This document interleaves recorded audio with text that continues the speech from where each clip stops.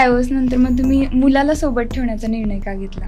कुठल्याच बाईला असं संसार मोडायची इच्छा नसते, काहीतरी असतं प्रॉब्लेम म्हणून बाई त्यातून बाहेर पडून पुढे जात असते ना. सो मी विचार केला ज्यावेळेस आपल्याला सगळ्यात जास्त गरज असते त्यावेळेसच माझ्यासोबत तर नव्हतं, तर मला त्याचीच गरज नाहीये.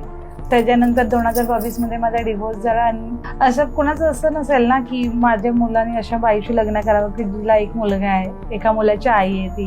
म्हणजे माझ्या तोंडावर माझ्याच घरचे खूप जवळचे लोक असे बोललेले, आता तुझं कुठलं लग्न होणार आहे, तुला कोण एक्सेप्ट करणार आहे, एका मुलाच्या आईला कोण करत नाही. तर तो मला म्हणत होता मी तुला तुझ्या मुलासकट एक्सेप्ट करेल, मला फक्त थोडा वेळ दे. आणि आपण काय पळून जाऊन वगैरे लग्न नाही करायचं. मी घरच्यांना घेऊनच येणार तुझ्याकडे, संमतीनेच आपण लग्न करायचं. अच्छा, कास्ट पण वेगळी आहे हो, तुमची. कास्ट वेगळी आहे. कास्ट एखाद्याला रक्ताची गरज लागली, तो जेव्हा ब्लड बँकमध्ये जाईल तो विचारेल का, हे एससीचं आहे, एसटीचं आहे का ओपनचं आहे? आम्ही ओपनवाले, आम्हाला ओपनचंच द्या. त्यानंतर मी बाबूला भेटलो, जेव्हा फर्स्ट टाइम भेटलो तेव्हा मला माहीत नाही का त्याच्याकडे बघून एक वेगळंच फील झालं.